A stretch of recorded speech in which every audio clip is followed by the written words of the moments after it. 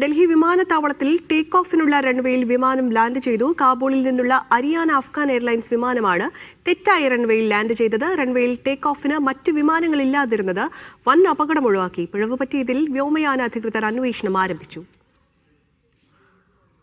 അരവിന്ദ് ചേരുന്നു വാർത്തയുടെ വിശദാംശങ്ങൾ നൽകാൻ. അരവിന്ദ്, വളരെ ഗുരുതരമായ ഒരു പിഴവ് തന്നെയാണ് ഇവിടെ സംഭവിച്ചത്. എന്താണ് ഈ ഗുരുതരമായ തെറ്റിന് കാരണം?